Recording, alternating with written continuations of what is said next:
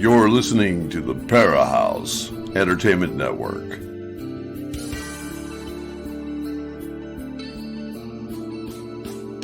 Come join us as we take you deep into the fire to the paranormal realms of hauntings, UFOs, ETs, alien abductions, strange creatures, and the vastness of universal consciousness as we continue to seek what is not supposed to exist as we search for the truth that only comes from going into the fire.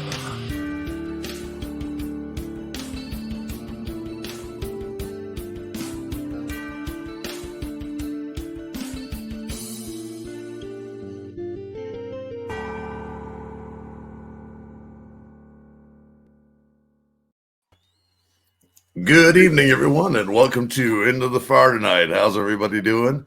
It's a special night for us here. We've got our guest host with the mostest, Mr. Billy E.G.B. Sims, the epic beard guy. I do believe that Miss Tanya is going to be joining us here shortly. We've got a great show tonight with a excellent, exceptional guest. I think so highly of this guy. He has been through it, and we are going to take you, our listeners, deep into the fire as we go deep into the subjects of UFOs and alien abductions with author, ET experiencer, host of Devil's Den Radio, Mr. Terry Lovelace. And he's got some new books out. You know how I always like to market the books to start off with.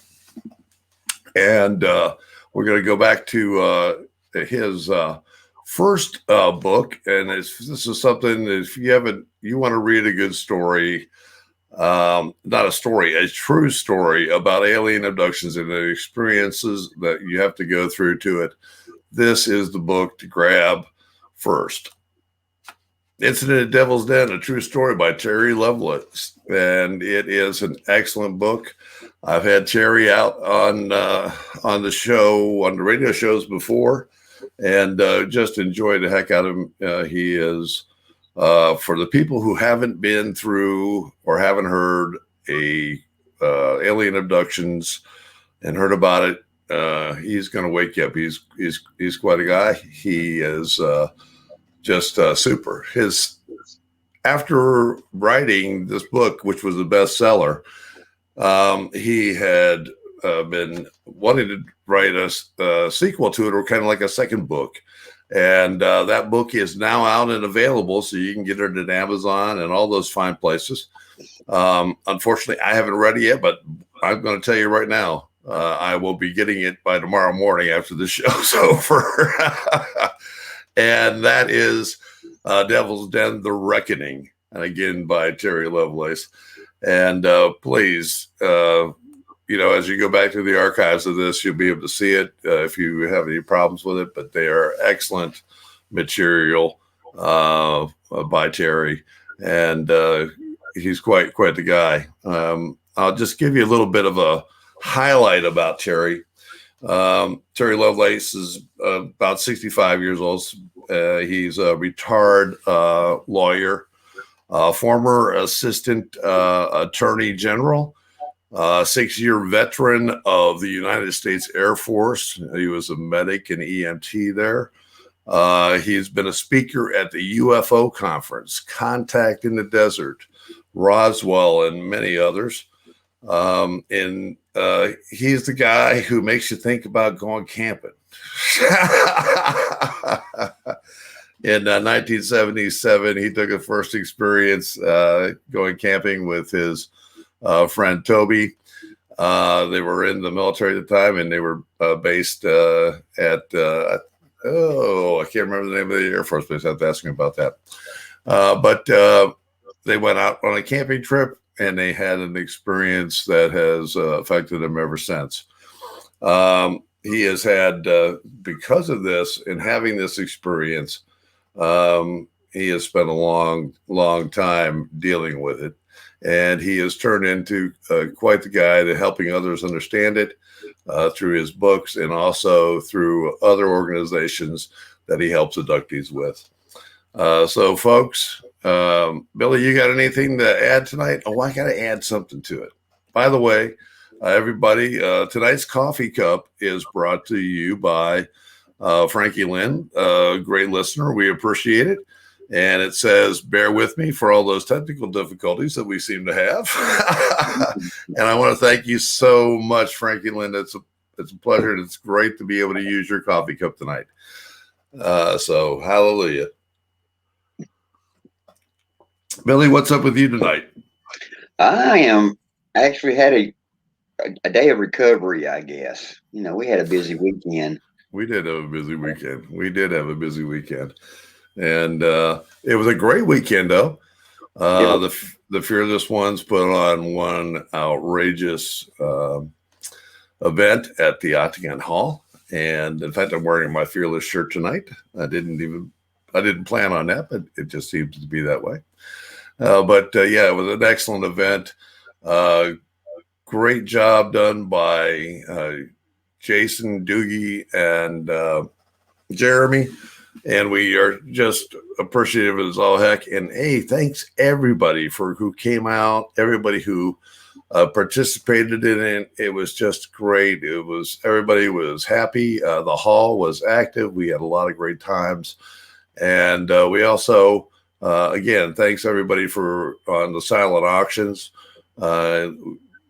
You did us right. And I thank you so very much. And again, thank you for the Fearless Ones. And I can't wait to have you back on the radio on Into the Far or at the hall. So let's get my good friend and buddy on here, the guy who makes me go, ooh, more than it. That's the first time I ever did a radio show with him. He made me go, wow. And I think he's going to make you do that tonight too. So let's bring in Terry Lovelace. Hey, Terry, how you doing, my friend? Hey, Bear, I couldn't be better, man. Thanks for having me back. It's nice to be here. Hey, man, it is always a pleasure to have you. I can't tell you how enjoyable it is to see you up here and the talk. And we bump into each other. We talk quite a lot and do some things together, and it's wonderful. You were one of the things that people don't understand, and I want to make this present before we get you started. You know, you were in the legal community and you were a civil servant and all that good stuff. Yes. And being an assistant state attorney, you couldn't, tell people about your story. No, and back in when you had your story, you couldn't do it either because of social conditioning and all that other stuff. And we may bring that up. But after you retired, is when, you came out and did it. And you suffered for 40 years of nightmares, terrors, everything from all this. And I just need the audience to understand that. And I know that you're going to shake up quite a lot of them tonight. And we're going to take a little questions from them later. But I'm going to let you roll with it. I know that there was... the interesting thing about your case is that you did have these little sightings and you had other things happening. So if you can cover those kind of quick and then get into the big thing with the Devil's Den and your first camping trip. And then we got to talk about the book and everything else. So I'm going to let you roll for a while. All right, my friend? I'm ready. I want to say hi to Billy. All right, my friend, I'm going to give you the screen, all right? All right, I'll take it. All right. Hi, welcome. My name is Terry Lovelace. If you haven't heard my story, I'm going to give you the kind of the capsule version tonight. The long version takes about 4 hours, so we'll trim it down a little bit. Right after high school, I joined the United States Air Force 1973. I was 6 years on active duty until 1979. I joined the Air Force not as a career, but I wanted a GI Bill. It was my ticket to undergrad. I wanted a college degree so I could apply to law school. So that was the object of the exercise, was to serve my time and get out. I was a medic, an EMT, a first responder, drove an ambulance with my good friend Toby. We worked together at the night shift in the emergency room for about 3 years together. And if anything happened on base, if there was a heart attack or a plane crash or whatever, we were the guys in the ambulance. So we weren't fighter pilots, but we weren't tied to a file cabinet either. So it was a fun job. We enjoyed what we did. We helped people out, and we worked well together. And he came to me one night in April 1977, and he said, "Hey man, I got an idea. Let's go camping." And I said, are you nuts? I knew I'd grown up in St. Louis, Missouri. I knew I had never been camping. He was from Flint, Michigan. I had a pretty strong suspicion that he'd never been camping before in his life either. So I'm like, where did this idea come from? And he actually had a good answer. He says, look, because I was an amateur photographer at the time. I had a little dark room set up in my house, and I had a nice Yashica camera just bought with some lenses. But we both were married. I was 22, Toby was 23, and we lived on the base in family housing. So the base was Whiteman Air Force Base, which is now home to the B-2 bombers. It's the one and only home to the B-2 bombers. Because I guess they can go anywhere they want. One's all they need. So we back then it was a SAC base. It had the nuclear armed B-52s and a squadron of Minuteman II ICBM missiles spread out all over the countryside. So to practice photography, we needed to get off the base and go somewhere. And I wanted to photograph wildlife. And he's like, man, this is the perfect spot. There's all kinds of wildlife there. He said there's even this elevated plateau that he'd heard about.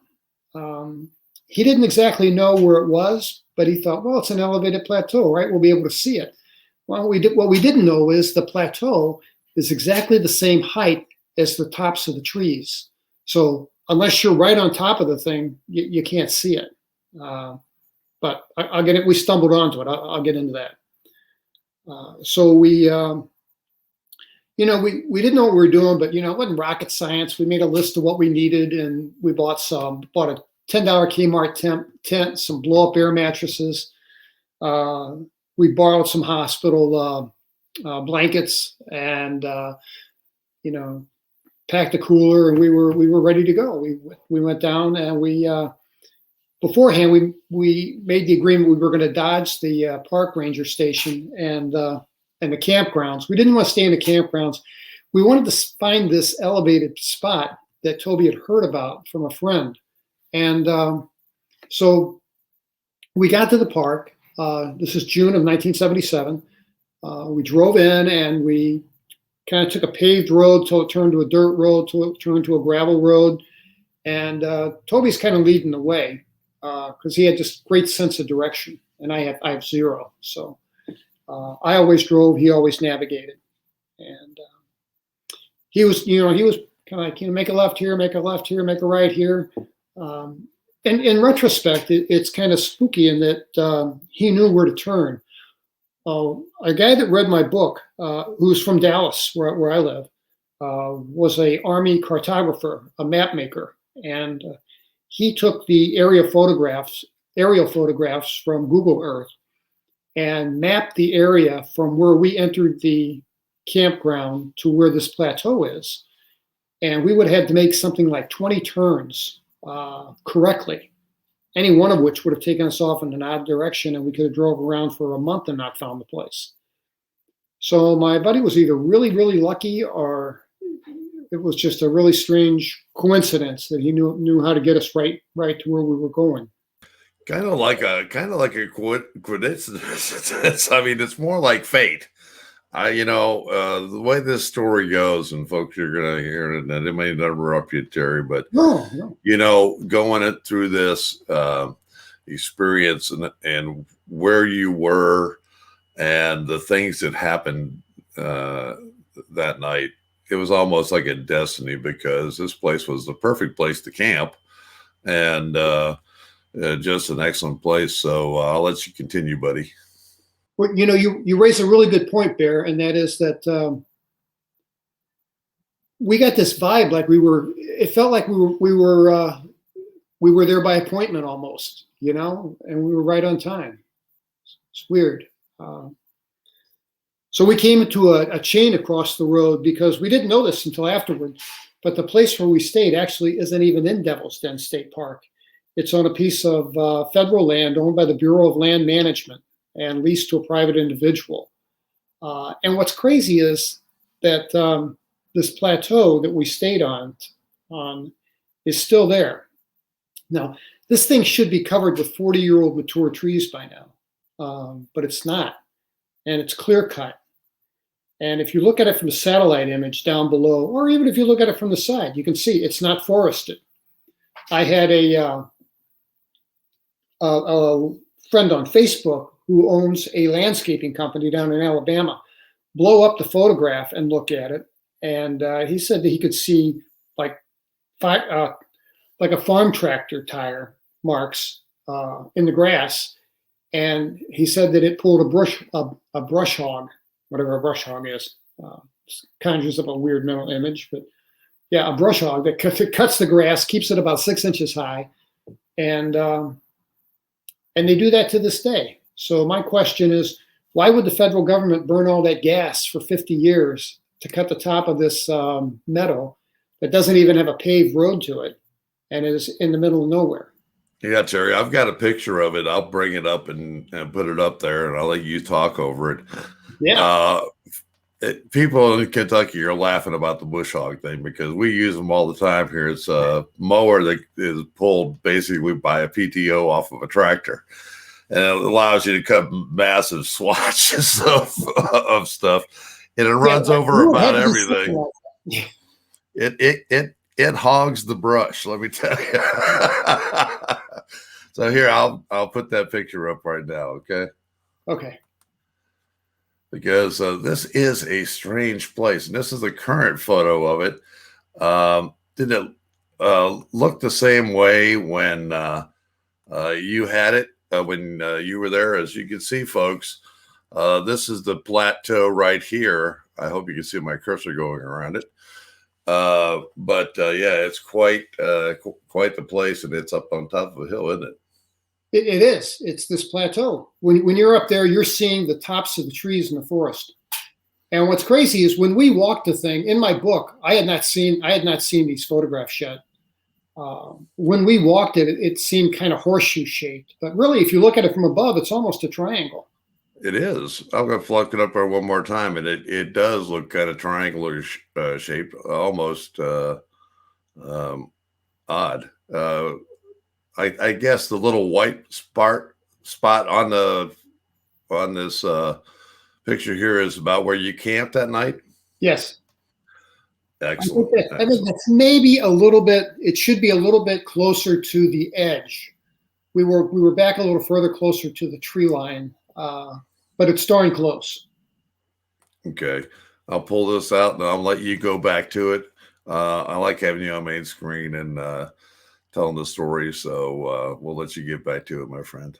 Thanks. And I think seeing the visual really makes it more. It lets people know this is a unique place. It is a different place, and how you actually found it, and you're going to continue on it anyways.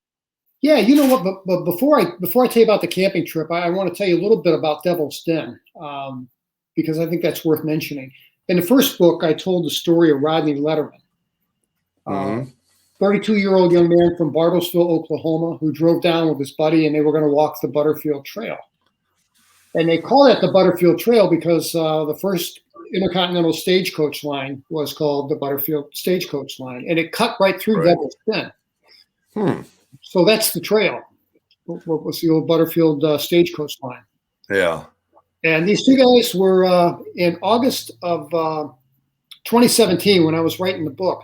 I got a subscription to the local newspapers down there and kind of kept an eye on them because I found I couldn't get information about deaths and missing persons through the Bureau of Parks in Little Rock. They don't, like David Paulides found out and made public. They don't share that information.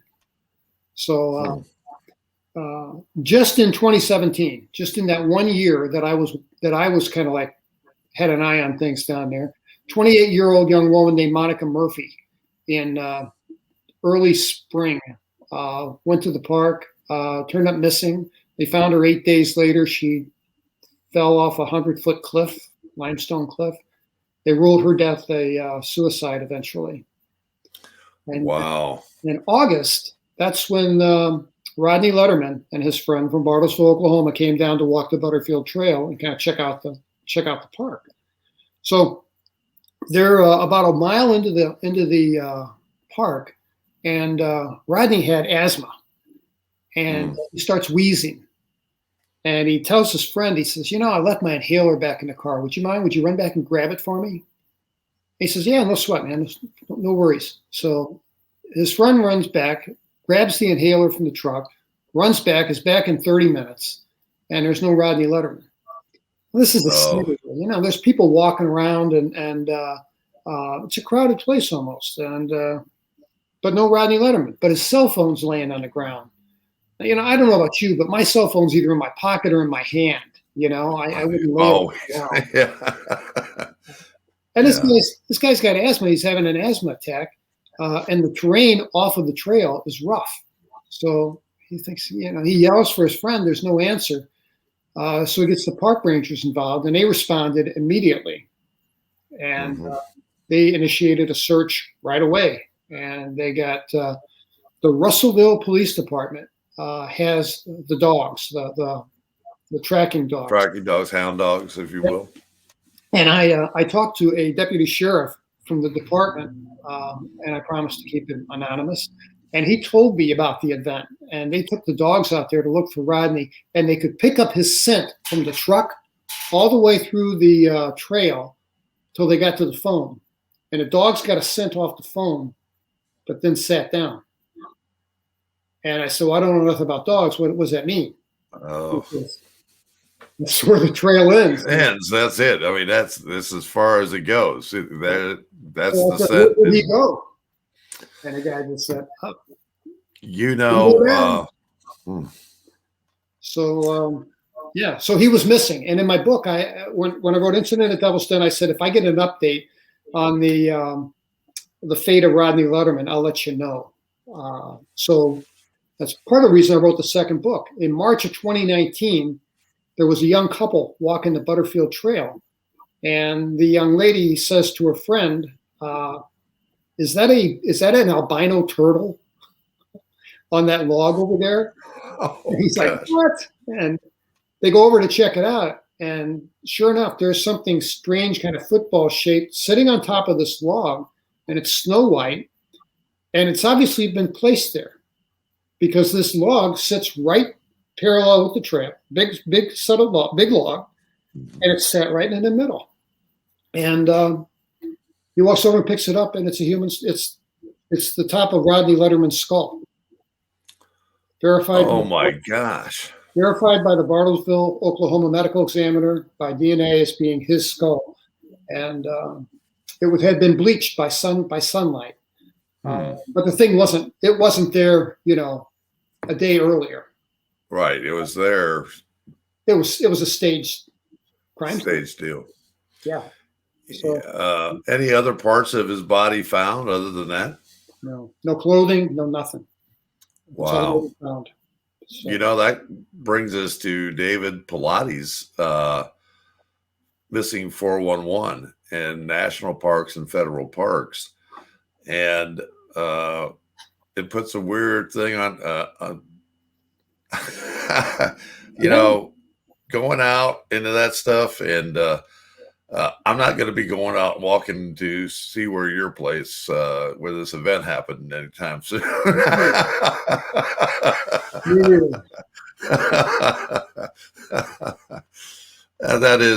It's crazy how these areas form this way.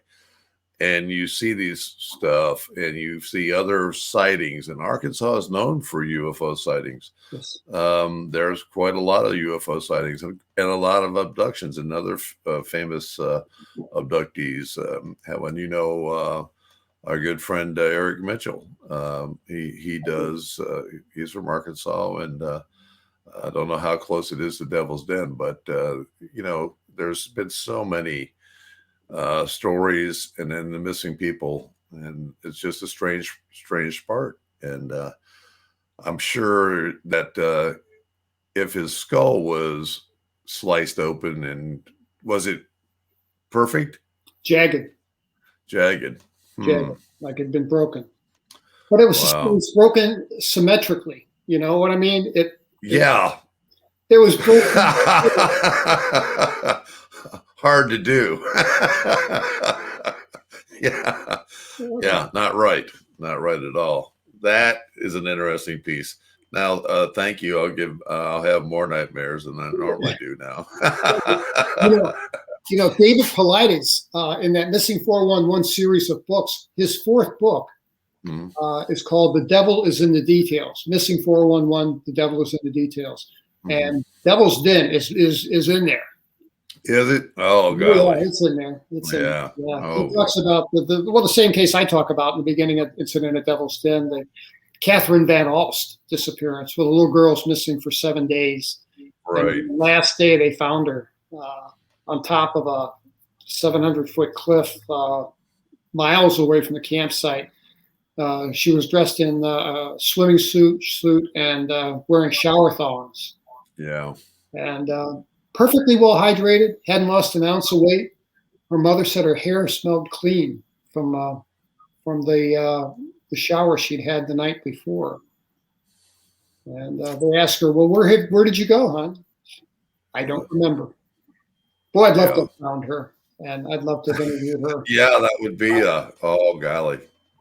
And, I didn't know any of this stuff, or I would never have gone down there, to be honest with you. But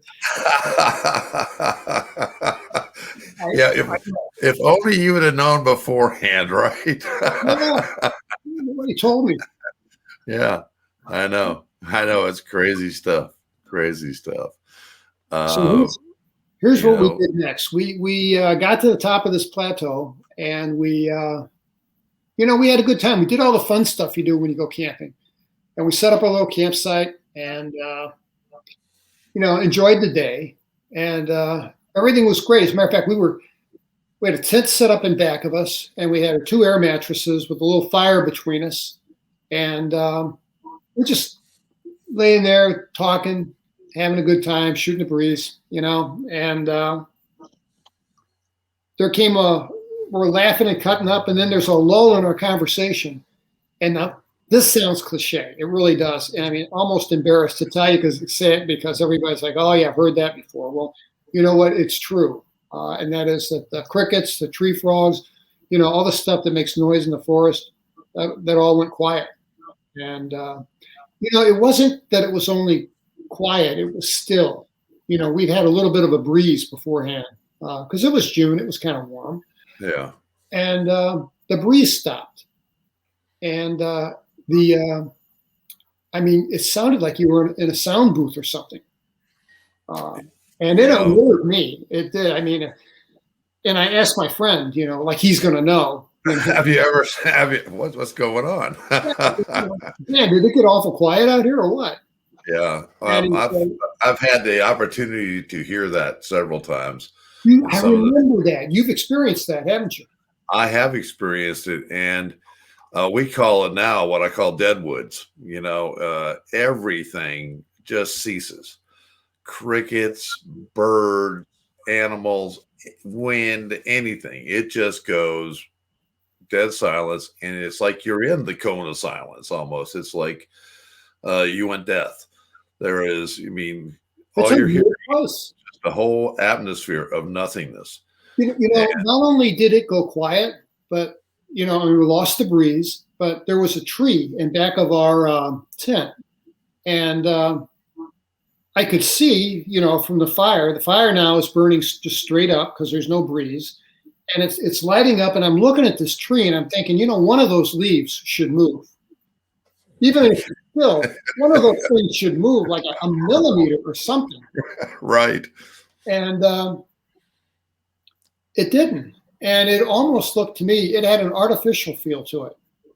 Right. Wow. That's what you can say. Where you're sitting and where you're looking around and everything else, it almost looks like time stood still and it's a snapshot.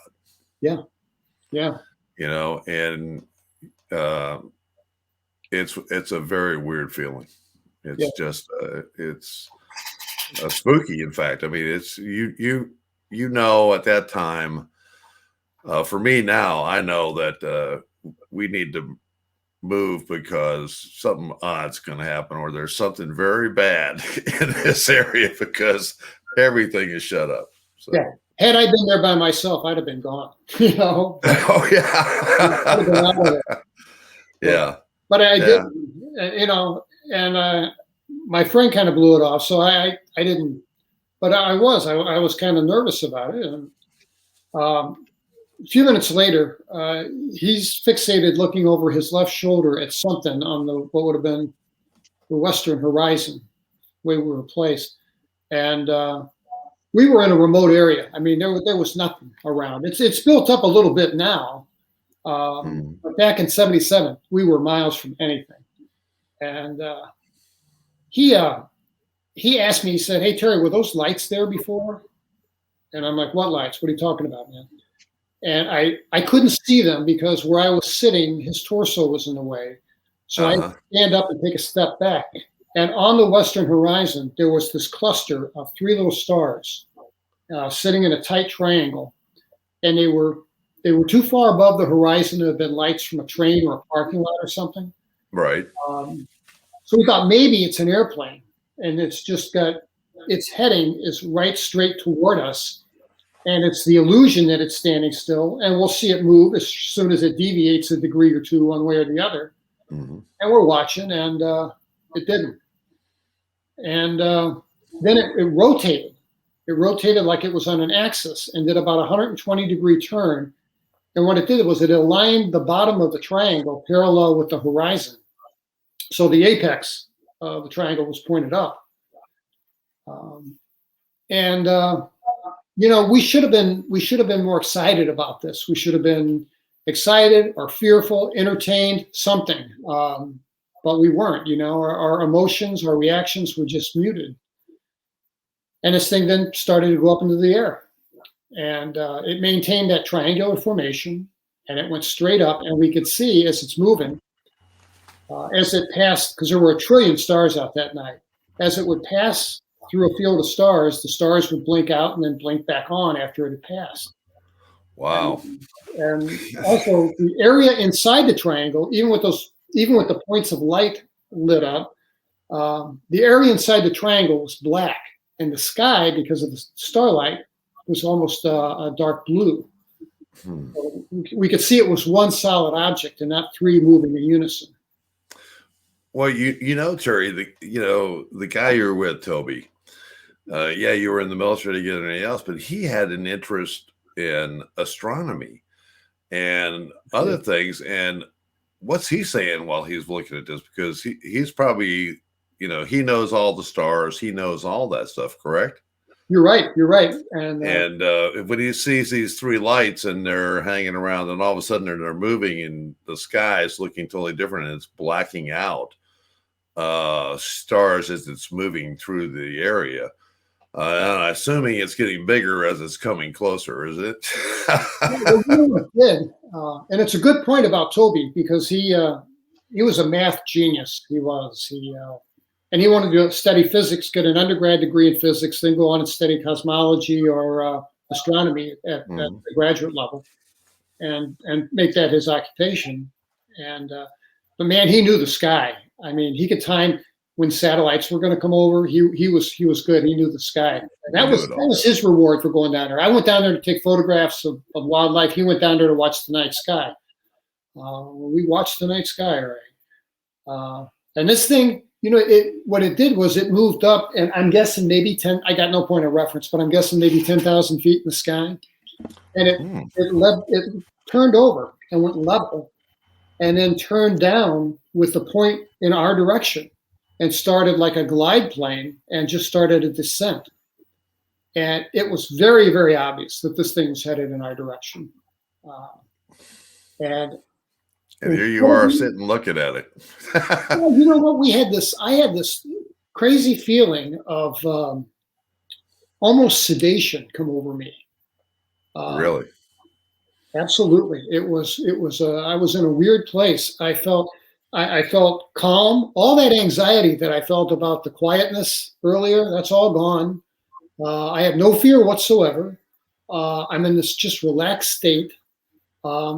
And I'm watching this thing, and the best way I can describe it is I was more of an observer than a participant in the events. I felt like I was almost disassociated from it in some way. Yeah. It's weird, but that's where it was. And we saw this thing as it came in, and my friend's in the same state of mind because there's no words. I think the only thing he said was, "Boy, they're really moving now," or something. Comment like that when we first started moving, and that was it. That was the conversation we had. And amazing. It glided in at about 5,000 feet over the meadow where we were, and then at the horizon level. And then as it got closer to us, it descended about another 2,000 feet. And I'd estimate that it stopped at about 3,000 feet over our heads.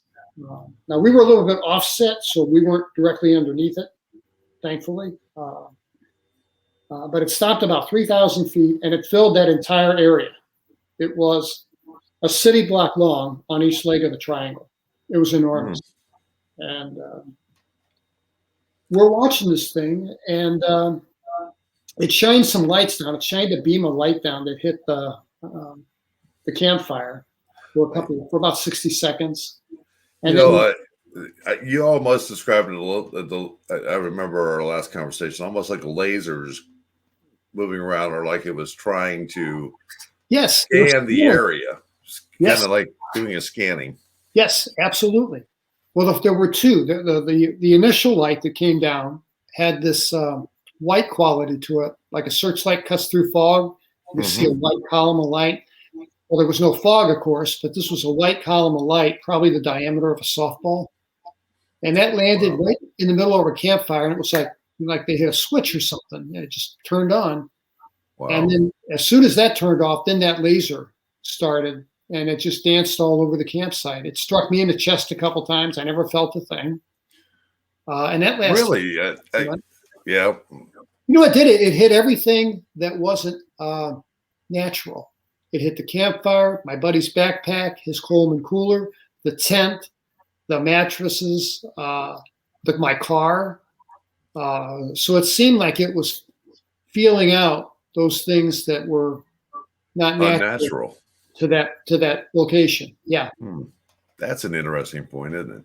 It is. And that validates the point that it was scanning us. Yes, it does. It knew what was supposed to be there, and it knew something wasn't there.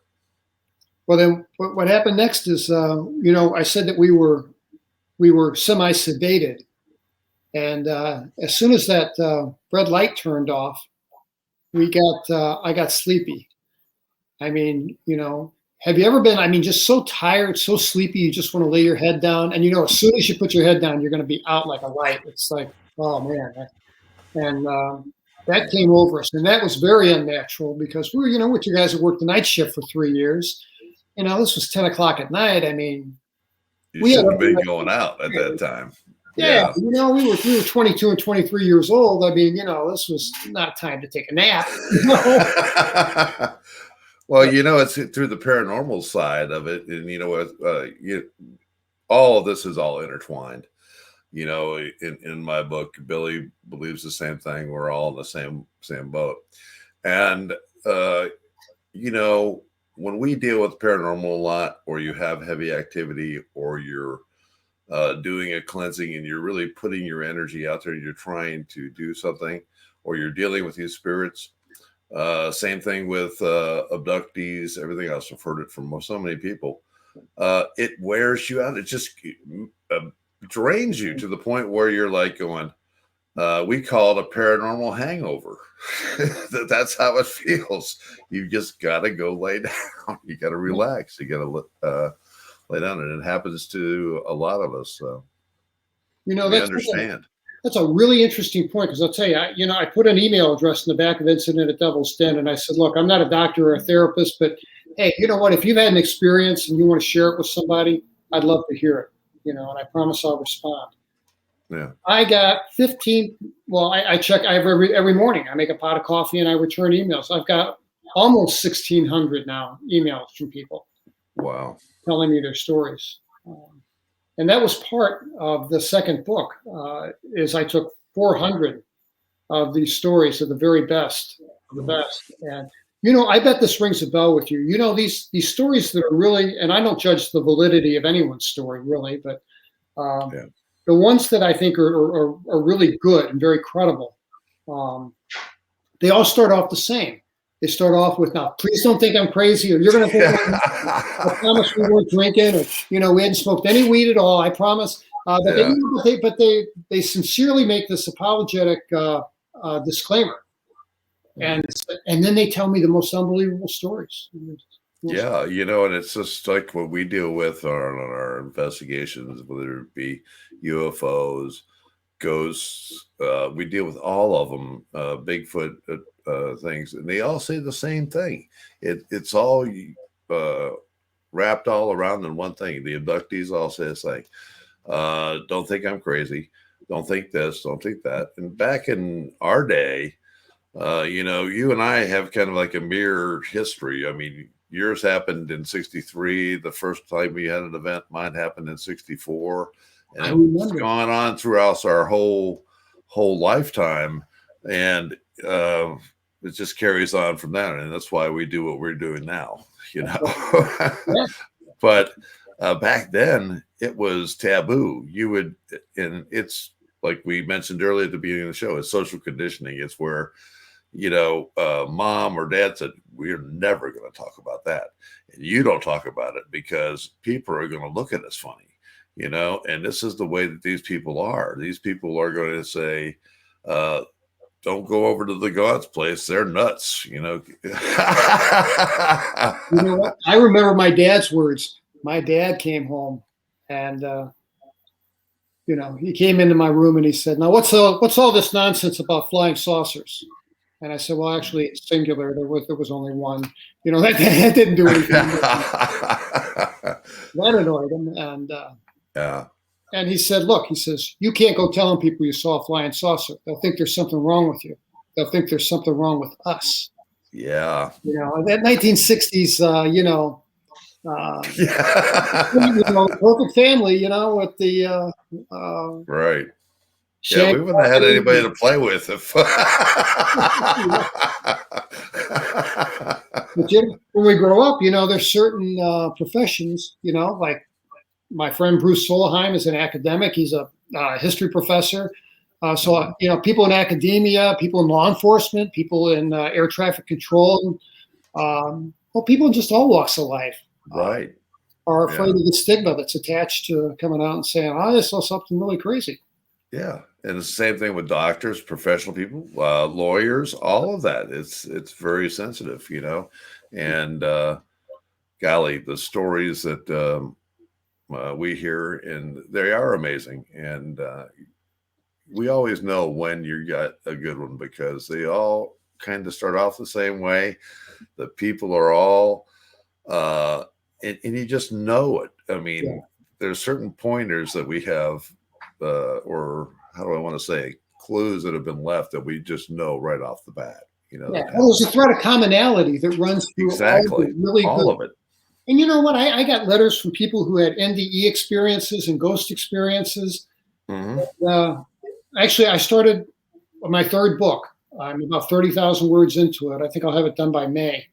But the whole point of the exercise is there's a thread of commonality that runs through all this stuff. I don't care if you're talking about Bigfoot or ghosts or UFOs or aliens, you name it. There is that some kind of thread of commonality that runs through it that goes somewhere to a source or somewhere.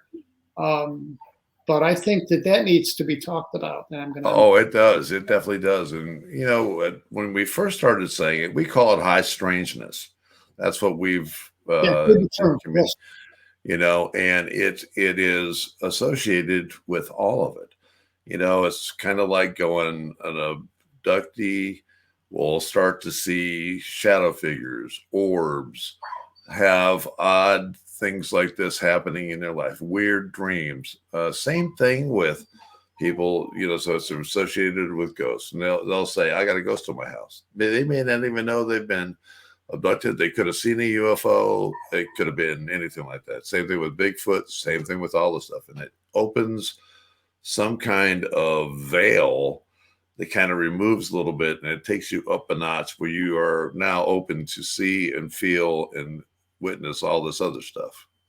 I don't know, kind of something. I think that sums it up, man. I think that says it very well. We're changed people. When you go through, just look at me. Well, yeah, it is. I mean, I'm not talking about just seeing a silver disc dart across the sky. I'm talking about something with a little more intimacy, Right? Yeah, a little bit more meat on the on the bone. You're going to walk away at a different person. I tend to measure my life pre-1977 and post-1977 because when we went down there, I think we were just a couple of really teenagers at heart. And we came back. We were felt like old men. Yeah, changed. We were changed. We were. Yeah. And it opened. You used the word that it opened a doorway or lifted a veil or something. That changed my life in other ways too. In that I found myself being really, really intuitive about things. And then I started seeing UFOs in the sky, and then my wife and I will be married 47 years next month. Been together 47, 45. I know it's close. We have this. The anniversary is coming up. So we our TV will go on at 2 a.m. in the morning. And we just get up and turn it off and say out loud, knock it off, Yeah.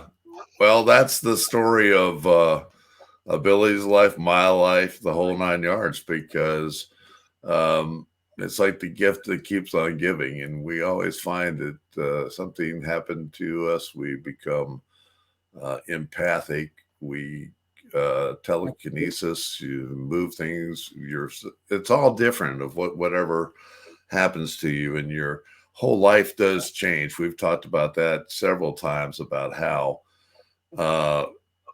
you just know everything's a lie. Everything that you've ever known has been changed, and now you are out here and you know things that people aren't even talking about. You know that the aliens are real because you've been there.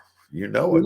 And then so all the things that happen, and then on top of that, throw in, I call it, since I was a kid, I call it, everybody that I know always said that if you want to see something strange, hang out with Bear. Oh my God! Same thing as you, right? Yes. Yeah.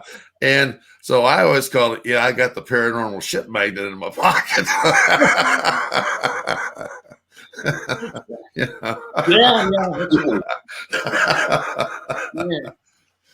That rings a bell. Yeah, it does. It's amazing on how it goes and where it goes from there. I gotta have you tell, we'll get back to the story because it's such a great story, because they've just got to hear the stuff where that becomes like wow to me, because already it's to that point, Terry. You've seen an object, you get this object, now you're being hit by beams, you're being things, and now all of a sudden it's 10 o'clock at night and you guys are going to go to bed. We're going to go to bed with an object hanging over our heads. Yeah. And that's what And then as soon as my head hit that pillow, that inflatable plastic pillow, I was out. I mean, I was gone. I didn't take off my boots, which will come into play later. I didn't take off my boots. I didn't take off my shirt. Nothing. I fell down and I was unconscious. I wouldn't call it sleep. And you know, I had no dreams. It was more akin to being anesthetized, really, because it went like that. And then I woke up. I didn't know it, but about 6 hours had passed, and there were these lights flashing through the canvas of the tent, and they were white, yellow, orangish. Flashing at odd intervals and flashing really, really bright. I mean, like an old school. Remember those flash bulbs that had all the filaments in them? Yeah. They go off, and you blink, you see a blue dot in front of your face for an hour. Right. Exactly. That's how the intensity of these lights were. And I wake up, and I'm not sure where I'm at. I'm like, oh yeah, Toby and I are camping. That's right.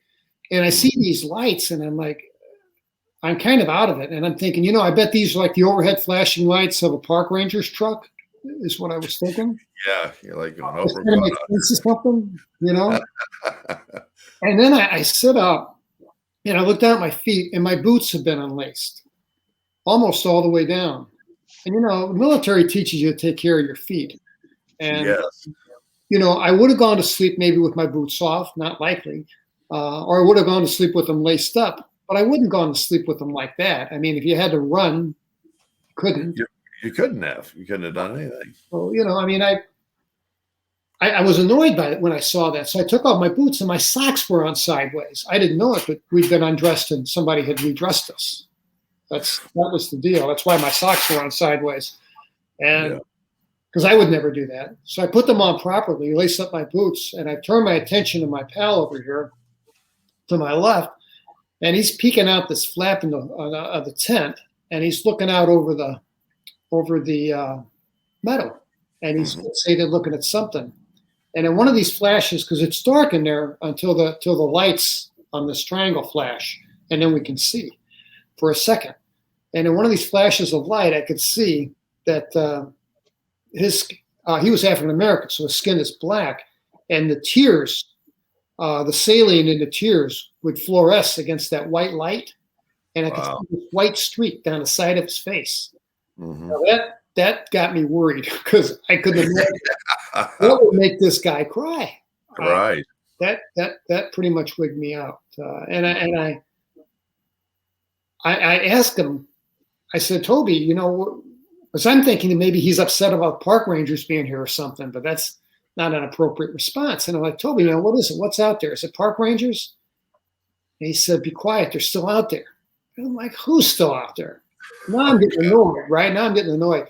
So I get to my knees, and I pull back my flap of the tent about 2 inches, and I look out.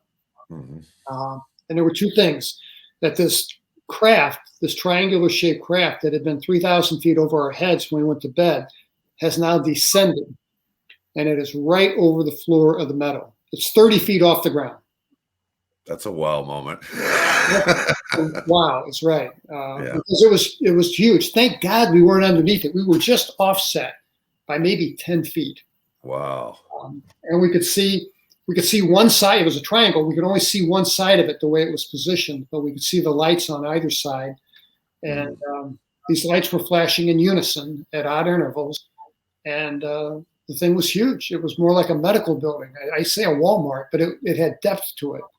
It was about 5 stories deep.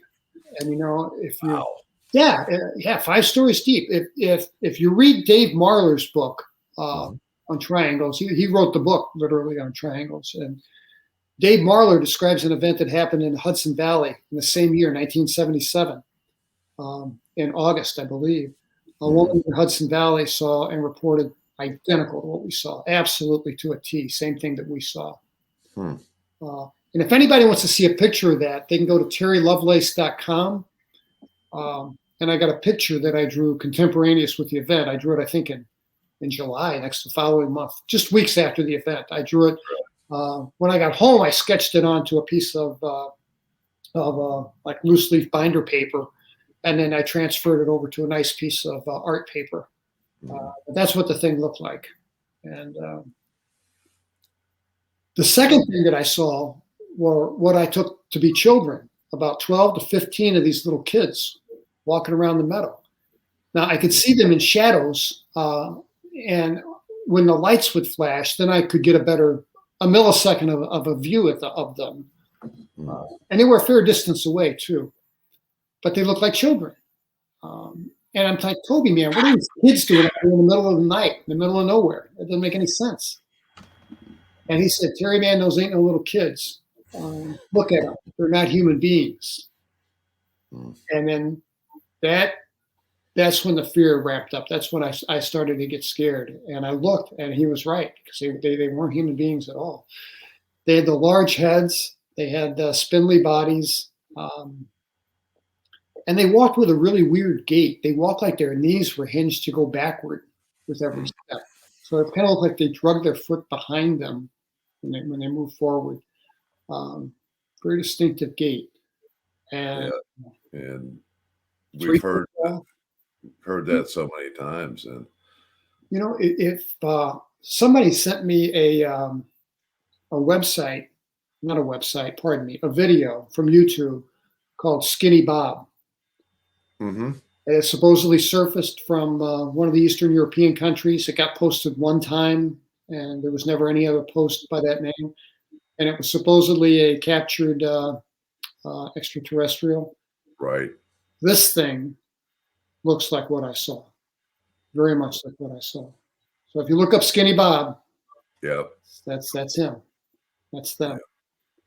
Yeah. And it's amazing. And we've had, through all the cases that we get a chance to, it's amazing how many people describe that figure and how it has different gait, very large head, extremely like what the heck's holding the head on its neck, on its torso. The torso is very spindly. The legs are very spindly, but they seem to be kind of like, what was the name of that movie? I don't know if I can't remember the movie. Maybe one of the people in the chat room will be able to tell me, but it was a movie that had all of a sudden normal person standing up and they go and they take off running and they just move so weird, and it's because they're hinged backwards. Their knees are going backwards instead of forward. I hadn't told a soul that until I wrote this book, and then I've had so many people tell me the same thing, that they witnessed the same thing, that they walk with this distinctive gait. So. Yeah, it is amazing. Well, you know what? The part that you even was you're watching, and you had like a front row seat, unfortunately, fortunately or unfortunately, but something else bizarre happens. You actually get to see them kind of disappear in odd ways. Yes, I did. While we're watching them, what's happening is we're terrified that we're going to cough or sneeze or do something and draw their attention. They're going to come over. And we had no way of knowing, they were long done with us. They were critics. They've already done all the probing they needed. Yeah, we've been thoroughly probed, I'm sure. Yeah. We're watching this thing, and then all of a sudden there came another light from the center of this thing underneath, and it was a column of white light. It was visible light that you could see, like a searchlight cuts through fog. It was it was visible. It's 30 feet in diameter, because I think this thing was about 30 feet off the ground. And this column of light was as wide as the thing was off the floor of the meadow. Right. And as soon as that clicked on, these little guys, they didn't rush, they didn't run, but they all turned their attention toward it in one motion, which was kind of spooky in itself. Yeah, that would be. Mentality, But they all turned and looked toward the light, and then they started to amble over toward it. And they were, like I said, they were in twos and threes. I wish I'd counted them, somewhere between 12 and 15 of them. And they would step into this light. And like the first two stepped in, and over the course of about 20 seconds, they just pixelated out and were gone.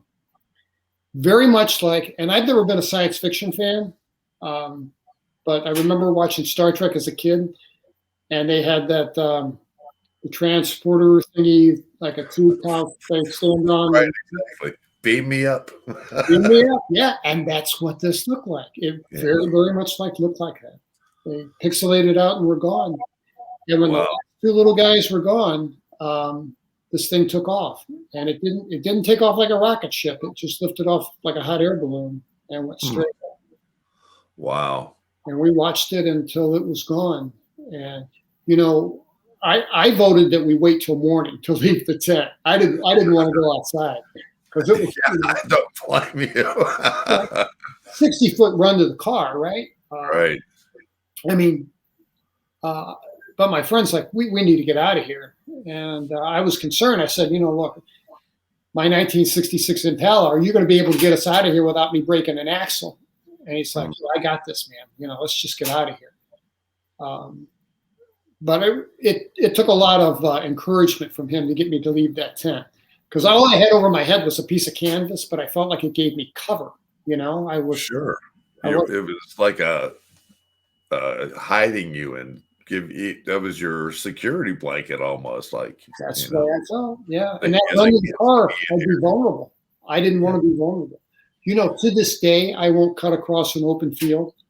I'll walk 1.5 miles around. But I won't cut across an open space because I feel that same vulnerability. Right. Yeah, because you're out there and it's amazing what has happened in open fields, and there's areas that I have been on fields and I drive and then I'll go a certain way and I stay close to the edges. But when I get in the middle of it, it gets quite freaky. And there's areas where I'll say, I'm not driving through there because I've seen something there and I don't want to ever see that again. So, because it's hard for your mind to wrap around. I don't know if some of the experiences that we've had through our lives and everything else, your mind can digest some of them and you can go through it, but other ones, you just can't get your mind wrapped around it. It just seems that question is never answered. And those are the things that drive you insane. Well, at least me personally. Well, don't you think that's part of the change that happens in us when we experience? And I know you and I both had. I had experiences when I was 8, when I was 11. I know you had experiences as a child too. Yeah. But we're changed. I mean, I've turned down some country roads before. It's no. Yeah, automatically. Yeah, this ain't the way. What's really weird is when I'm driving on the highway, and for some reason or another, I know the way I got to go. Everything else, and I'm driving down the highway, and all of a sudden, I just missed that turn, and it's just like I was just dead, and it's taking me this way, and I just go, oh, I'm supposed to go this way and turn this way and go this way and get to where it is. I get Whatever, it's just automatic. It happens. I get it. When Eric was living with me here not too long ago, he would drive with me, and he would go, does this happen all the time, Bear? And I'm like going, what are you talking about, Eric? And he's always looking out the back window. He's turning around watching stuff, and I'm going, what? And he says, the lights go out when you drive underneath them. And we go to a Mexican restaurant. Everybody's sitting outside smoking a cigarette. I go to the door. I come outside, and the light in the parking lot goes out. I open the door, go back in. The light in the parking lot goes back on. I've experienced that on residential streets. Yes, it's weird. It's very, very strange. It's crazy. Very strange. It is very strange. Yeah, it's crazy. But you come out of it, you're sore, you're abused, and then you have to pick up life where it started again. One of the interesting things that I think didn't both of you you didn't notice it right away, but your watches were stopped and then just never worked again, correct? Never worked again. We both had wind up mechanical watches for the standard of the day. And we both had good watches because, a good watch is integral to the job of being an EMT. You need one. And Right.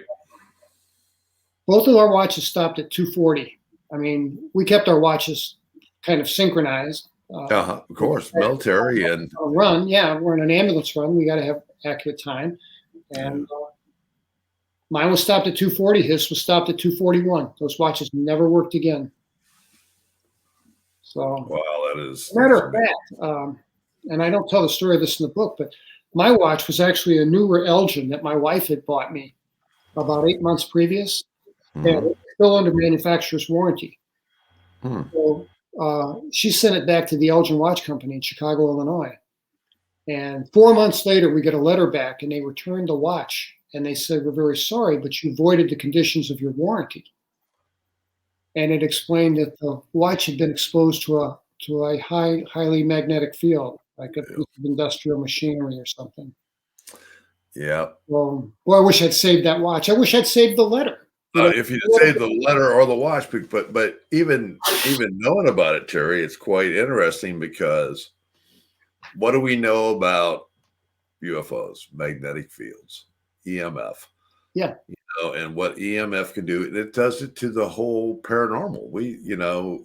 Everything in the paranormal is associated with EMF. Yeah. And even the Earth puts out its own electrical EMF field, and heavier in certain areas where there's ley lines. And if you start putting all these, as Pilatus did, I'll go back to him for a second. You start putting all these instances together and all of the UFO type abductions. And if we ever put a map together on this kind of stuff and mapped it all out, I bet you're going to find that it's all really into an area where there is extreme high magnetic fields there. Yeah, I wouldn't be surprised. Yeah. Hey, it's interesting to talk about magnetism. Do you know Steve Colburn? Oh, yeah. Yeah. I've had him on the show before, and he's doing some interesting stuff. And he worked with for the people who don't know who Steve Colburn is, Steve worked with Dr. Lear. And I think he was patient number 14. He had something taken out of him, and he's worked in the field.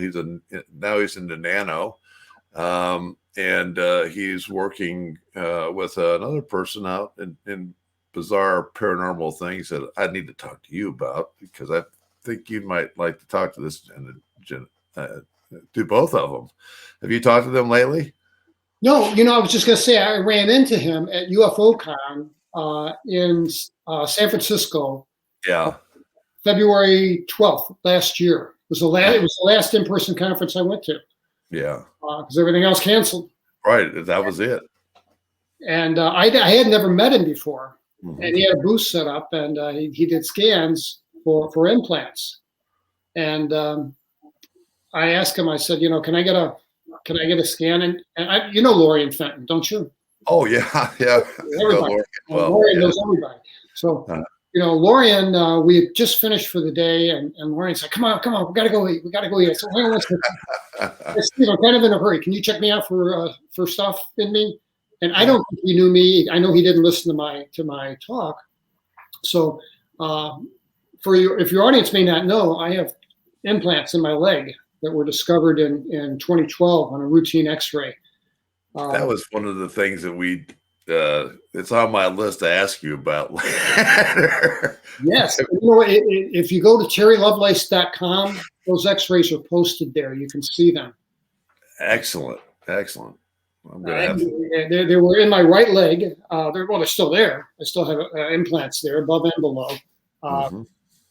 And he ran a couple things, some kind of instruments over my body, and so I don't see anything new in you. And then he runs this instrument over, and he goes right to the calf of my right leg, where there's that floret pattern of bones. And it says, something here is highly magnetized. And I said, well, it's just bone down there. And he says, oh, they can magnetize a piece of wood if they want. Isn't that amazing? Yeah, I thought so. Yeah. But that was the catalyst. I had no intention of ever telling anybody about this, writing a book or doing anything. But, seeing those x-rays was validation for me that these things had put their hands on me. Well, you found out right after, what year was that? 2010, 2012, 2013, somewhere like that? Yeah. And that was right after you retired. And yeah, I left the state of Vermont in January of 2012. And then in October of 2012, I had the pain that I had in my knee had nothing to do with the implants. The pain in my knee was from what's called a Baker's cyst, which is just a benign cyst you get underneath your kneecap that, you catch it like you catch a cold, and it's painful for a couple of weeks and it goes away. It's never cancerous. It's always benign. But that was the cause of my pain. That's what got me to get the x-ray. And the x-ray just happened to pick up these other two items. Yeah. What did the x-ray technician say to you, or what did the doctor say about it? The x-ray technician was baffled. She's like, did you have a shrapnel wound? I said, shrapnel? I never left Missouri. I mean, I don't have any shrapnel wounds. She said, well, were you ever in an accident where you injured your right leg that could account for a piece of metal in your leg?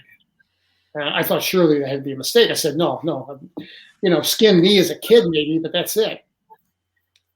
And she said, well, there's a couple anomalies on your x-rays. I'm going to ask the radiologist to come down and take a look at them. So this guy comes down. He's obviously annoyed that he had to come down and look at him because, standard procedure is they take your x-ray, and unless it's a big emergency, they read it kind of in the ER, and then they throw it in a stack, and then a radiologist will sit down a week later and type up a report for it.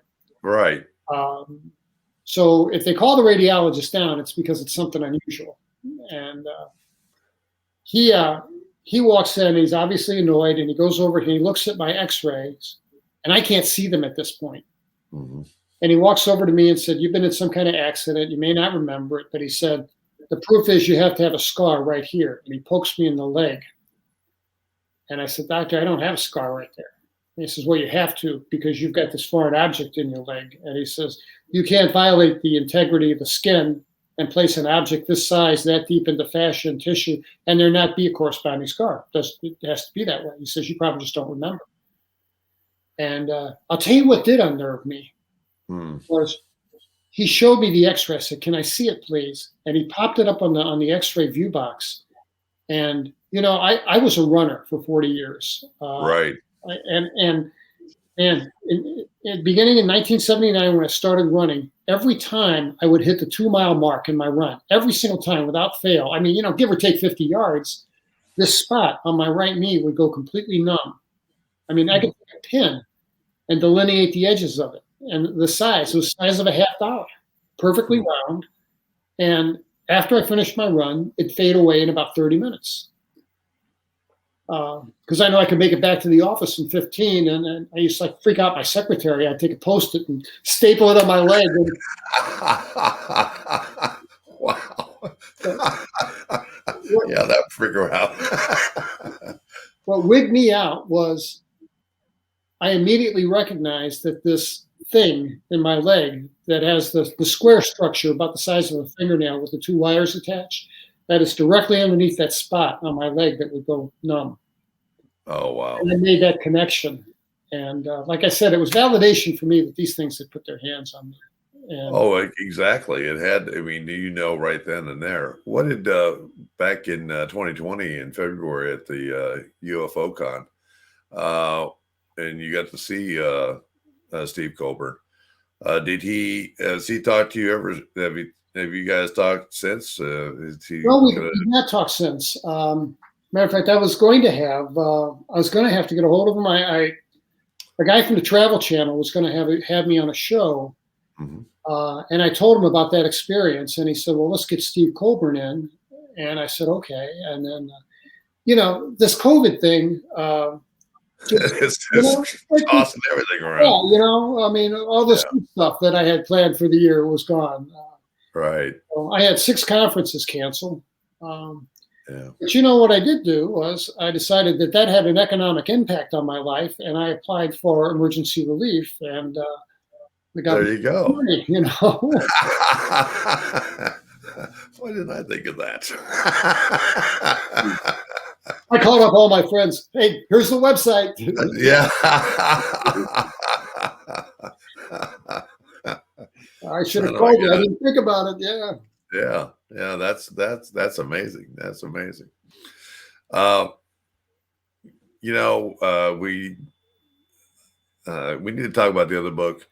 I want to have the chance for the chat room to talk to you. I know you like to do Q&A. I do. I appreciate Q&A. I appreciate it. Billy, you've been watching the chat room. You got anybody that wants to ask any questions? Yeah, I saw one earlier. I believe it was Sherry. You know what? I could have told you that right off the bat. There's definitely a question out there for Sherry. I believe, Sherry. If I'm mistaken, I'm sorry. But they wanted to know, have you had any experiences with Men in Black? Oh, my God, yes. What a great question, because I have. Not until I published this book. When I published Incident at Devil's Den, that opened the door for the paranormal. We've already discussed that. But it also opened the door for a lot of strange people to call me. In April, I published the book in March 10th of 2018. And about 30 days later, I get a call one day, and I pick up my phone, and I see that it says Los Angeles. And, I answered it. I said, hello, this is Terry. And it said, well, hi, Terry, this is Tom DeLong. And I'll be honest with you, I didn't have a clue who he was. Yeah. And I said, well, hi, Tom, how are you? And he says, hey, I'm good. I'm here with Lou Elizondo and Steve Justice, and I want to talk to you about your knee. I'm like, okay. So long story, the guys from TTSA were very kind to me. And there was a medical doctor that came down and looked at my knee. I won't mention his name. He asked me not to, and he was very kind. And then Lou Elizondo came down because about Men in Black, I had, and again, cliche time, I had helicopters. I had helicopters buzzing my house like nobody's business. And we don't even. I took pictures of them because I thought, first thing I did was I went and I looked up the law, Right.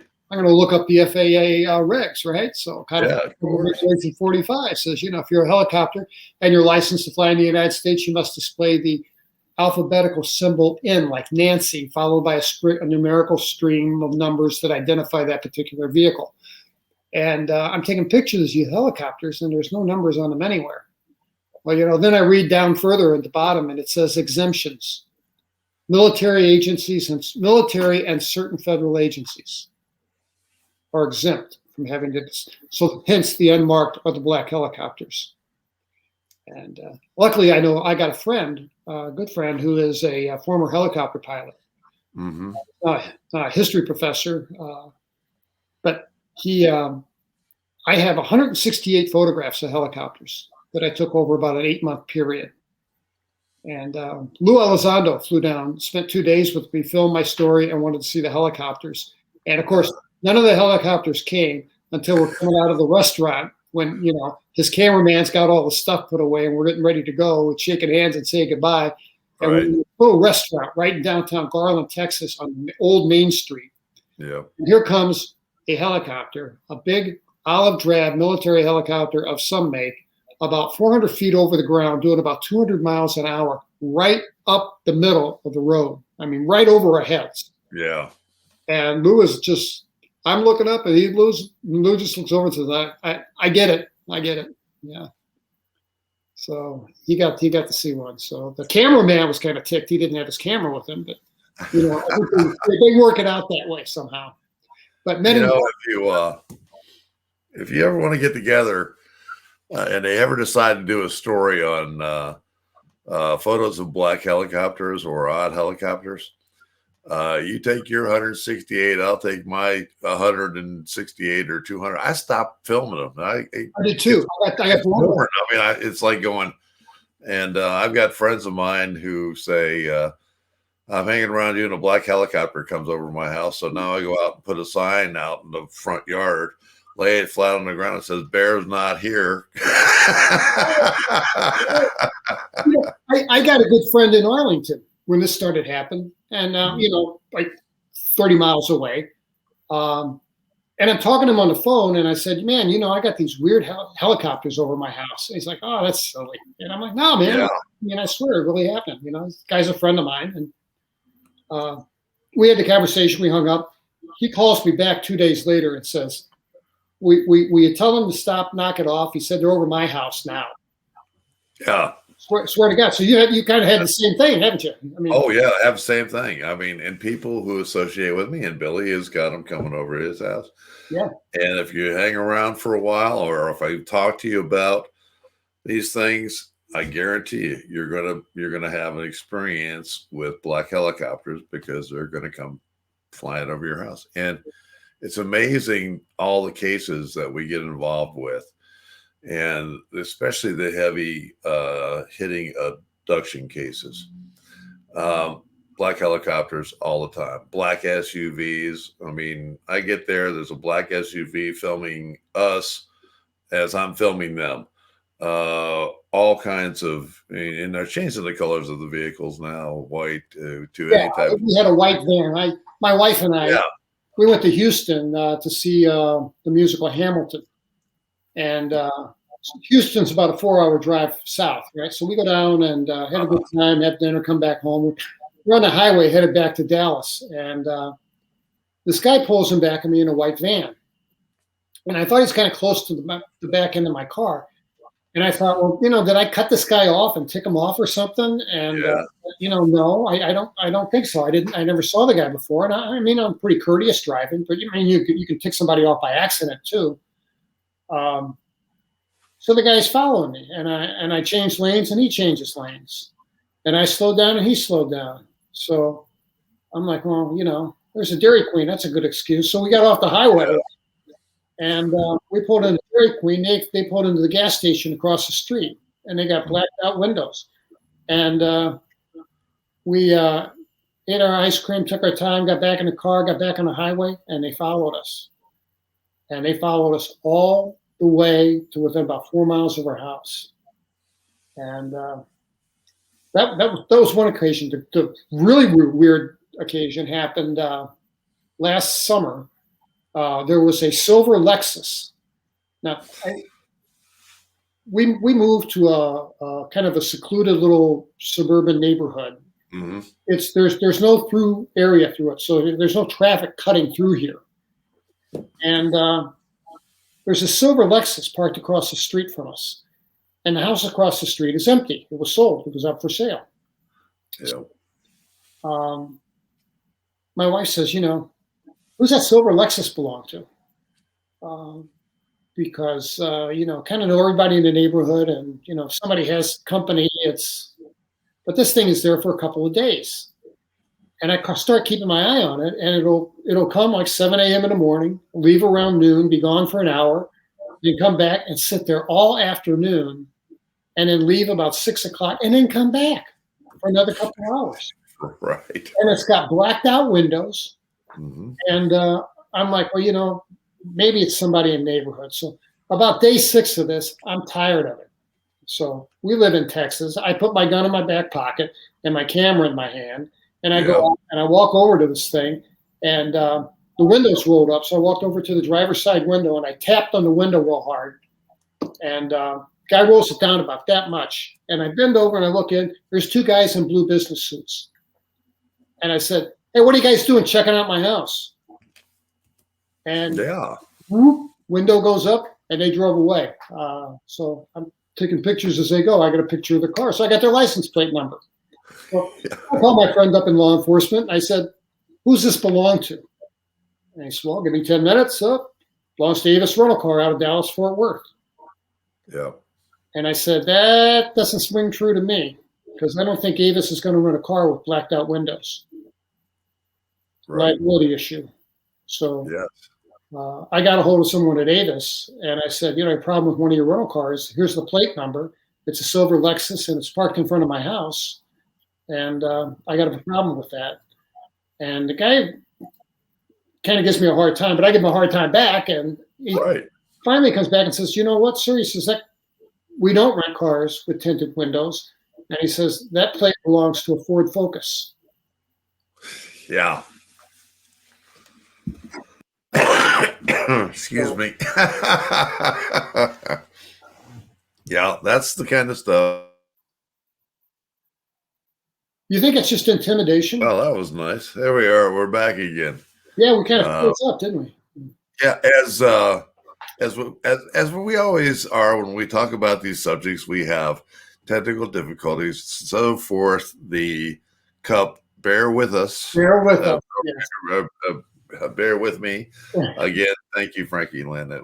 This is a wonderful gift. It's classy. I like it. Yeah, it is.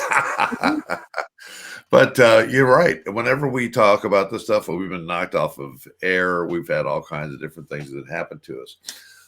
As I'm going through some of the stuff, I've see some other people that have had some experiences. And if you want to tell Terry about your experiences or anything else, he does accept those. And near the end of the show here, as we're winding down, we'll have him give you the emails and everything else because he'd like to hear about that. We've had, just looking at some of the questions, it says like, was that camping site big enough for that triangle to be able to land? And I think it would just fit. Right. Just a perfect fit. So other ones said, have you had any other experiences after? Did you have any other experiences after that? Yes. And I'll make this quick. I sleep with a shielded iPhone. I don't like EMF near my heart, so I have special case shields the EMF. But I've been sleeping with headphones, listening to either music or meditative apps since the 80s.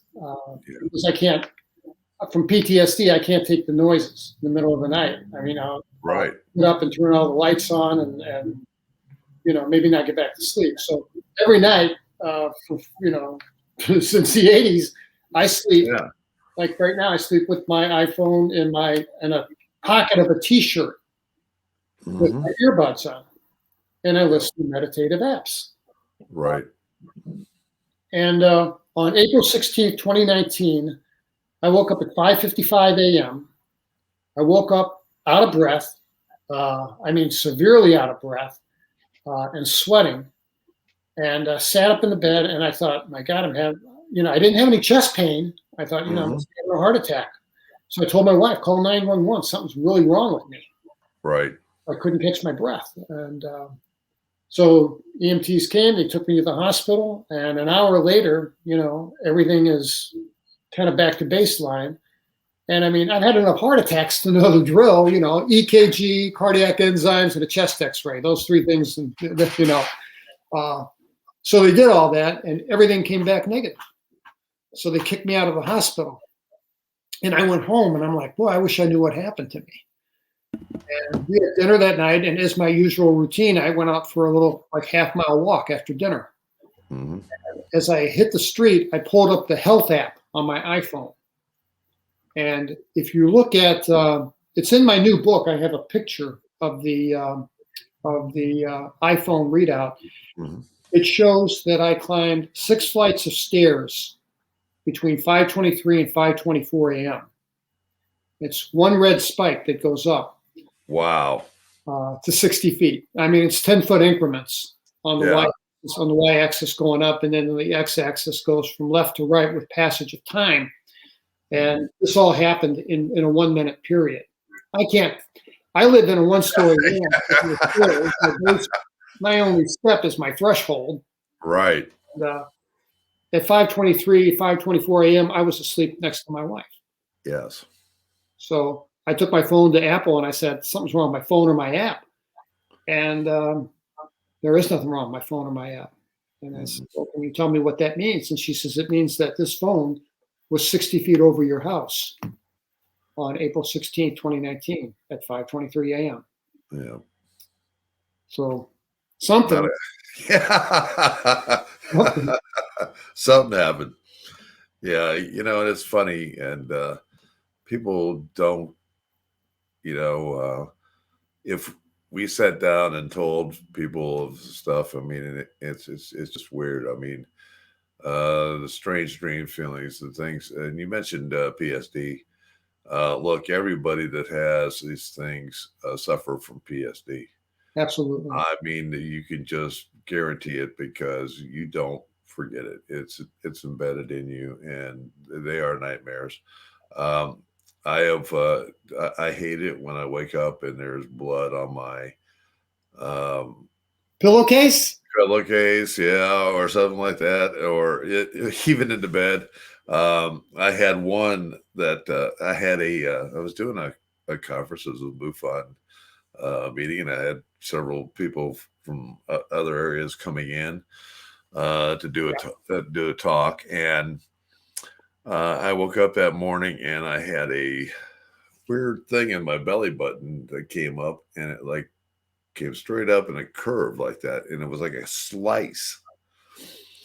And I went, "Wow, geez!" And it wasn't. I took a shower and a whole lot of hours, and I noticed it after the shower, actually, because I'm standing there going, "Whoa, what is that?" Yeah. This red mark, and it hurt real deep into my stomach. You know, I was like, "Well, that doesn't feel like a scratch or anything."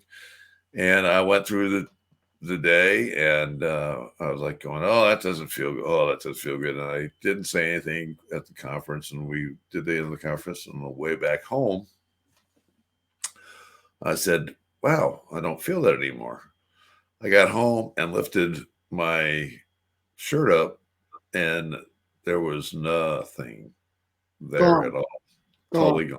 Totally gone. But man, it hurt so deep down in my stomach. I don't know. It just felt like I'd been cut from one end to the other. And but it was like this is how I would describe it. And it's like there was a device that went over me. Okay. And here I am on this bed or whatever. And this device went down and in. And then as it was coming back up, they moved me this way. And as they were moving me, it made that mark coming out. And bears got to lose more weight if they're going to do that more often. But yeah, we've had some weird experiences. I know you have also, and it's You know, it's really my wife is upset. I've ruined probably 50 pillowcases. You know. yeah. 40 Oh, yeah. years. I mean, I wake up with one spot of blood, you know, the size of a quarter, right in back of where my head would be. right Okay, back of your head, ear, weirdest spots. You know, it's very, very weird. Yeah. And yeah, you don't like. I don't. You know, and it never stops. I mean, It never stops. I think now I don't remember like I used to remember, but I do know I wake up and I go, "Ooh, I know what that is," you know, and I look at myself and I go, "Whoa, I got that," or "Oh, I got this." Did you ever have any of those odd? Do you ever had the odd rash? Oh yeah, I mean, I've got pictures here. I was going to send you. It looks like a crack of needle marks. Yes, exactly. Puncture wounds that run all the way up. Yeah. You know, the blood on the pillowcase just baffles me. I've never had blood in my nose or my ears, No, or my mouth, or anywhere. And I took a pillowcase. I was working a case. As a matter of fact, I was trying a murder case, and I had retained a blood spatter expert, and I took by happenstance, I woke up that morning and I had blood on the back of my pillow, and none in my hair, none anywhere. And I took the pillowcase to this guy. Yeah. And I said, "Hey, doc, let me ask you a question." I said, "This has nothing to do with this case, but will you look at this and tell me what it is and what you see and what your impression is?" Mm-hmm. And I don't want to tell you anymore. He said, "Sure." So I put it out on the table, and there was a spot there about the size of a dime. And he says, "That looks like a single droplet of blood, but a large droplet of blood, dropped from about 12 to 18 inches. Mm. Now, how does that happen if my head's in the way?"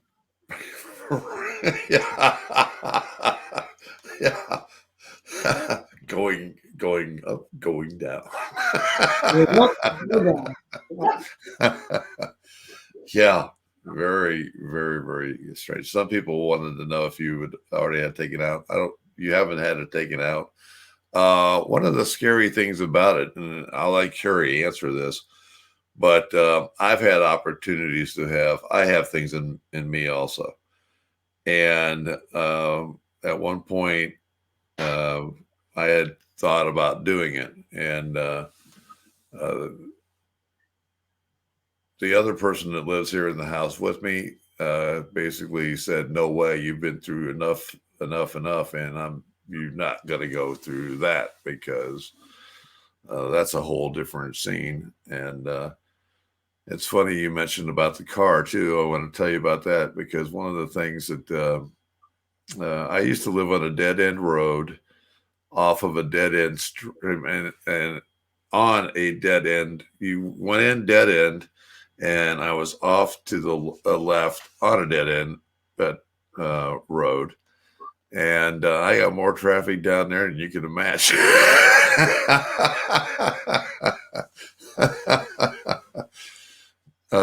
The wife used to, she'd come out, and I'd be somewhere in the house, and she'd come out and goes, "What have you done now? There's one of those cars sitting out there with a guy."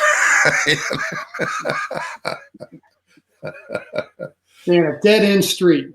At a dead end street. And one night I was supposed to meet one of my friends there, and he says, he's ahead of me, and he called me on the phone, and he says, "It's really strange. I'm going to your house, and there are 6 FEMA vehicles leaving your street right now as I'm coming down your road." And I'm like going, "Oh, I'm going to be there in just a few minutes." And he says, "Who has 6 FEMA things on a street?" I'm like going, "Well," I mean, somebody schedule a tornado and not tell you? Right, exactly. Yeah, right over my house. That's crazy. Federal agencies, we've had so many weird things. I'm looking through for a few more questions here. Billy, did you see any of them? A question: has any of your family experienced strange things because of what has happened to you, Terry? Yes. I had strange things happen to me when I was a kid, and I had 2 older sisters, and they would never talk about it. I would never talk about it. And when I published this book in 2018, my sister, she's since passed, but she was 76 years old when I wrote the book in 2018, and I went to talk to her about it. And I gave her a copy of the book, and I said, "Look, this goes back to remember when I was like 5, 6, 7?" Yeah. And she said, "I don't want to talk about it." And I said, "Well, I'll leave you the book. You can read it if you want. If you don't want to, that's okay too." Mm-hmm. And she said, "Well, I'd really rather not talk about it." And I said, "It's okay. You don't have to." And she said, "But I do want to say one thing, and that is that I am sorry that we couldn't have been of more help to you whenever the lights had come through the windows at night and you weren't in your bed." Whew. And I said, "That just gave me goosebumps." Yeah, gave me goosebumps too. Yeah. But evidently, they couldn't find me in the house a couple of times. Yeah. Yeah. Wow. So yeah, and my wife has had one experience. What's crazy is I'll be somewhere. We were coming out of her optometrist office 2 years ago, and we're walking in a parking lot, and I look up, and here's this silver disc in the sky. And I saw it because this woman in the parking lot is like this, Yeah. So I look up and I see it, and I'm like, holy, look at that, And I said, "I don't see anything." "What? Mm-hmm. Can you not see that?" "I don't see anything." Yep. And so then, it darts off and it's gone. And the lady turns around and says, "Did you see that?" And I said, "Yeah, I did." She didn't, but we did. Right. Yeah. How's that work? Yeah. Well, it's really funny because the same thing happens in the paranormal, but I've had that experience before where you may be with 1 or 2 people, 2 people see it, 1 don't, and you're looking at the same thing, or it may be 6 and 3 do. but it's something about those people were supposed to see it. That's what that's what I believe. It's just them going, hi, we're still here, wanted to see it. And I would take people out and everything else. And I had a guy come to my house one time. He says, I want to see one of these UFOs. And I said, well, come on outside. And I'm out there. And I says, they come out. I get to see them quite a lot. And he's out there and I'm walking my dog. And it's nighttime. And he looks up and he goes, what in the is that? And I says, what? He says, that thing moving across that. I says, what do you think it is? And Jesse says, it's got to be up. And it just disappeared right out of the sky. And he went, well, I go, bye. You know, and it's funny, even people that hang around us and see it and everything else do have the same opportunity to see it. But it is also odd, and it's documented that other people can be looking the same direction you are. You could be pointing it right out, and you'll be saying, I can't believe you can't see that. It's right there. Same thing with ghosts. Same thing with disembodied voices. Some people hear them, some people don't. And even you could have 5 recorders sitting out, and only 2 or 3 recorders may pick up a voice, which is very strange. You know, if everybody's sitting there hearing it, we've got all these people. How come it doesn't even appear on a recorder? So it's a very, and there's a lot of study that we need to do to it, and there's a lot of things that we all need to get together and all sit back and hammer it. That one of the questions that I did see, Terry, also was that they were talking about did Toby ever have find an object, or did you ever? I mean, do you know by any chance if Toby has an implant on him in any way? No. What happened was, and you're familiar with Robert Hastings, who wrote UFOs and Nukes, I'm sure. Yes, I sure do. Yes. Robert and I are good friends, and we talk often. And he read my book. And in my book, I explained how when we got back to base, the first thing that they did was separate the 2 of us. Base commander, hospital commander, 2 guys in civilian clothes I did not recognize, came into the hospital because we were hurt. We were burned. We had flash burns to our eyes, and we were acutely dehydrated from being in this thing. And the hospital commander said, spoke very formally and said, Sergeant Lovelace should have no contact with Sergeant Tobias in any way, shape, or form. He says that means not verbally, not by telephone. You're not to communicate with him in writing. You're not to communicate with him through any third parties. You're not to give him anything. He's not to give you anything. If you run into him at the base exchange, you're to immediately turn around and walk in the opposite direction, and on and on and on and on. And he said, and that's an order, Sergeant. And if you disobey that order, there'll be consequences. Do you understand me? And I said, yes, sir, I understand. Because I understood consequences as far as right, exactly. Yeah. You know, as far as the reasoning for it, no, it didn't make any sense at all. But I got to tell you something. I don't understand it, but and I can't reconcile it to this day. But when I say we were changed, something changed between us. I mean, here this guy was probably my best friend in the world, and on the way back, I realized I really didn't want anything to do with the guy, and I can't reconcile that. And you know what I found out from these 1,500 letters I've received from people is that's not uncommon. You know? It is not uncommon. It is not uncommon. You change and you're on a different path. And sometimes the other people that had that experience never get contacted again, never get anything else because maybe they don't have what they're looking for. I've got a question for you. I've never asked it to you before. Yeah. Multi-generational always comes up. You ever hear? They had the odd grandma or the weird great uncle that talked about little green men. You know, my dad was extremely interested in UFOs. Mm. But it was always there's nothing to this. This is all Russians. Russians have manufactured all of this. This is all from the Soviet Union. Yeah. But man, if there was a report of a UFO, he would be sure and like, shh, I want to hear this, turn the TV up. But he was pretty quick to follow it up with a disclaimer. There's nothing to that. That's just the Russians sending stuff over. Yeah. But he wanted to hear it though, didn't he? Yeah. Yeah. Terry, you know what? I enjoy having you. Thank you. We're running up on 2 hours now. And it's always a pleasure to have you, and we could talk forever and ever. I want to quickly show up the book again. I'm going to show the new one first, if you'd like to speak about it and tell people where you can get it. We'll go ahead and do that. It's Devil's Den, The Reckoning. Devil's Den, The Reckoning. This is the second book that I wrote. This has a summation in it. There's like 30 short stories in the back that are from people that have had more incredible experiences than I had. And then some of the unanswered questions from the first book.